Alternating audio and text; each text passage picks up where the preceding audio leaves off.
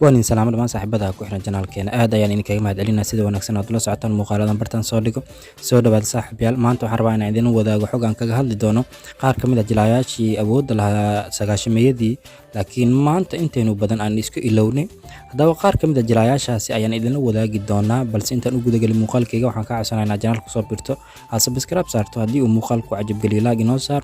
wixii ra'yi aad qabto commentiga hoose noogu reeb sii shargaray oo la wadaag asxaabtaada soona dhawaada saaxiibayaal.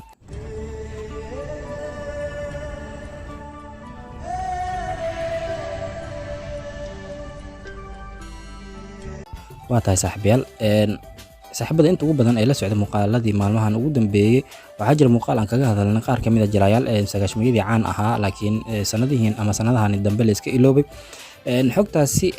qaar ka mid ah jilayaashaas ayaan kusoo qaadan laakiin muuqaalkan waxaan ku eegi doonaa 5 ka mid ah sidoo kale jilayaal sagaashameeyadii awood lahaa laakiin maanta la iska wada iloobay saaxiibayaal aflaam waaweyn ayay kasoo muuqan jireen jilayaashan hadda aan idinla wadaagi doono jilaaga ugu horeeya aan ku bilaabi doono waa jilaal lagu magacaabo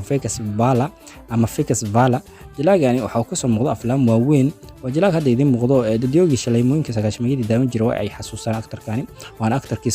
sababta u noqday jilaaga caanka ah Salman Khan in loo dhiibo filimkii caanka ah Men Biram Kiyahe oo sanadii 1989 la daawaday waana filimkii ugu weynaa ee sanadkaasi soo baxay jilaagan ayaana markii hore ahaa dooqa koowaad ee filimkaasi laakiin waa isku diiday waxaa nasiib u yeeshay jilaaga caanka ah Salman Khan marka jilaagani Fekas Vala lagu magacaabo wuxuu ka mid ahaa aktaradii awoodda lahaa ee sagaashameeyadii kaga soo muuqan jiray doorka caawinaadda marka la eego aflaamta markaan eegno aktarkan waxa uu dhashay 24 Oktoobar sanadii 1972 49 sano jir weeyaan markaan eegno jilaagani aflaamta uu kasoo muuqdo kuwa ugu caansanaa waxaan kasoo qaadan karnaa aflaam uu ka mid yahay filimka caanka ah Sashish oo asiga iyo Mithun Chakraborty ay kasoo wada muuqdeen ama isla sameeyeen iyo sidoo kale filimkii caanka ahaa Joy Shansi oo saddex dalaamadar Soomaalidu u yaqaanaan waa jilaagii ku jiro oo ku wehelinaya jilaaga Ayub Khan iyo sidoo kale ninka lagu magacaabo Jemeta haddaba jilaagan lagu magacaabo Fekas Vala waxa uu ka mid ah aktaradii sagaashameeyadii caanka ahaa saaxiibayaal laakiin waqtigan la joogo waa la iska iloobay ama inta ugu badan ee Bollywoodka aflaamta ay sameeyaan laguma arkin sanadihii ugu dambeeyay saaxiibayaal sheekadan qofka labaad ama jilaaga labaad ee taabanayso waa jilaaga caanka ah lagu magacaabo Rajat Bedi Soomaalidu qaar waxay u yaqaanaan Garshaam qaar waxay dhahaan Shaam u eke qaar isla Shaam ay ugu yeeran maadaama walaalkiis Manik Bedi ee Soomaalidu inta ugu badan xilligii hore Shaam u aqaan jireen macnaha waa isku eg yihiin oo ishaabahan waa in isla dhasheen dadyo qaar oo xaajir ugu yeero Shaam marka ninkan lagu magacaabo Rajat Bedi asiguna waxa uu ka mid ahaa aktaradii sagaashameeyadii caanka ahaa oo doorka caawinaadda aflaamta kaga soo muuqan jiray jilaagan markaan eegno waxa uu dhashay 1 January sanadii 1970 da'diisu 52 jir weeyaan ama 52 sano ayuu jiraa jilaagan waxa uu kasoo muuqdo aflaam waaweyn oo uu ka mid yahay filimka caanka ah International Kiladi oo uu la sameeyay jilaaga caanka ah Akshay Kumar laakiin filimkii ama aflaamta ugu waaweyn ee lagu xasuusan karo waxaa ka mid ah filimka caanka ah 2001 oo uu la sameeyay jilaagii caanka ahaa Jayga Sharif ama jilaaga caanka ah Jayga Sharif sidoo kale ninka lagu magacaabo Rajat Bedi waxa uu kasoo muuqday filimkii caanka ah Koi Mil Gaya aan dhahay saaxiibayaal noqda ama waxaad u taqaanaa filimkaas san u maleynaya Jadu marka ninkan Rajat Bedi asiguna wuxuu ka mid ah aktaradii sagaashameeyadii caanka ahaa laakiin sanadii ugu dambeeyay la iska iloobay ama uu ka yara gaabiyay dhankan shaqadii aflaam jilista saaxiibayaal sheekadan qofka kale ee taabanayso ama jilaaga saddexaad ee taabanayso waa jilaaga lagu magacaabo Sahil Khan ama murqaweynihii filimkii caanka ahaa ee Steel ka soo muuqday jilaagani asigana waxa uu ka mid yahay aktaradii soo caan baxay horaantii qarnigii 12aad oo Bollywoodka caan ayuu ka ahaa markaan eegno jilaagan lagu magacaabo Sahil Khan waxa uu dhashay 5 November sanadii 1976 da'diisu waxa weeyaan 45 jir weeyaan oo waxa uu ku dhashay Kolkata ee gudaha dalka India markaan eegno jilaagani aflaam jilista horaantii qarnigii 12aad ayuu ku soo biiray aflaamta lagu xasuusan doono waxaa ka mid ah filimka shactirada badnaa Style oo la daawaday sanadii 2001 iyo sidoo kale filimkaasi isla qaybtiisa labaad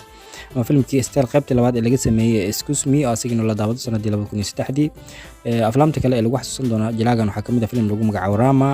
marka jilaagan hadda waxaa la leeyahay waxa weeyaan ninkani body builder ama nin gymka ka shaqeysto gym ayuu ku leeyahay gudaha dalkaasi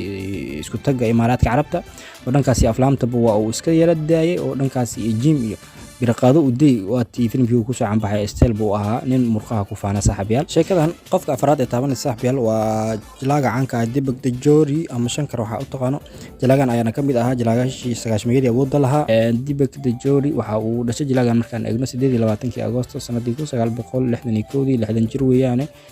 ninku waaba nin weyn markii la eegay jilaagan ayaana kamid ah aktaradii awoodda lahaa sagaashameeyadii waxa uuna shaashadaha kala soo muuqda aktaro waaweyn uu kamid yahay jilaaga caanka ah Shah Rukh Khan sidoo kale waxa uu kala soo muuqday jilaaga caanka ah Aamir Khan oo filimkii caanka ahaa ee Jeeta He Sikandar ama Aamir Khan baaskiilka waa ninkii kula xifaaltamay sidoo kale aktarada uu la shaqeeyay waxaa kamid ah jilaaga caanka ah Akshay Kumar ama Masarbon oo filimkii Kiladi ku midoobeen ama ay iskala soo muuqdeen horantii sagaashameeyadii marka ninkan lagu magacaabo Taiba Gitejori waxa uu kamid ah asigana aktaradii awoodda lahaa dhamaadkii iyo bartamihii sagaashameeyadii jilaagan waxa uu ka soo muuqday aflaam waaweyn aflaamtu uu ka soo muuqday saaxiibayaal waxaan ka xusi karnaa filimka caanka Jeeta He Sikandar iyo sidoo kale filimka lagu magacaabo Dhool Afzunki Kahani oo 2016kii aflaamtii ugu dambeeyay ka soo muuqdo weeyaan sidoo kale aflaamta kale uu ka soo muuqdo waxa kamid ah filimkii Kabina oo uu la sameeyay jilaaga caanka ah Shah Rukh Khan sanadii 1994 ayay filimkaas isla sameeyeen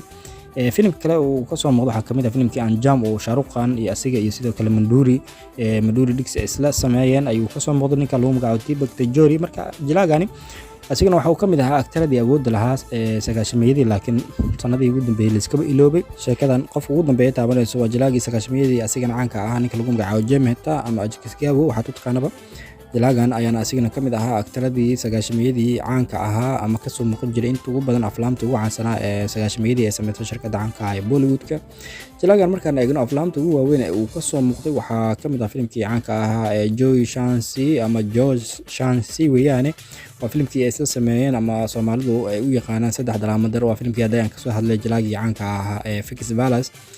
Vegas Palace uu asigana qaybta ka ahaa marka ninkan filimkaasi ayuu ka soo muuqday aflaamta kale uu ka soo muuqdo waxa kamid ah filimka lagu magacaabo Police Wala Gunda oo dalaamad hogaamiyaha ka ahaa sidoo kale filimkii weynaa ama filimka Soomaalidu inaba aysan ka caajisin daawashadiisa waa filimka lagu magacaabo Mafia ayuu asigana ka soo muuqdo oo sanadii 1996 la daawaday oo asiga iyo ninkii dalamandar iyo Didiya Banjul ama Indabril waxa uu taqaanaba hogaamiyaasha ka wada ahaayeen ayuu sidoo kale jilaagan ka soo muuqday marka ninka lagu magacaabo Jemeta asigana waxa kamid ah aktaradii la iska iloobay sagaashameeyadii caanka ahaa saaxiibayaal haddaba saaxiibayaal shantan jilaa aan ka soo wada hadalnay waxa uu dib u xasuusan kara saaxiibadii shaleemooyinka aflaamta inta ugu badan ka daawan jiray laakiin Soomaalida hadda aflaamta dhanka ay koonfurta hadda xiiseeya umaleemaa inay aad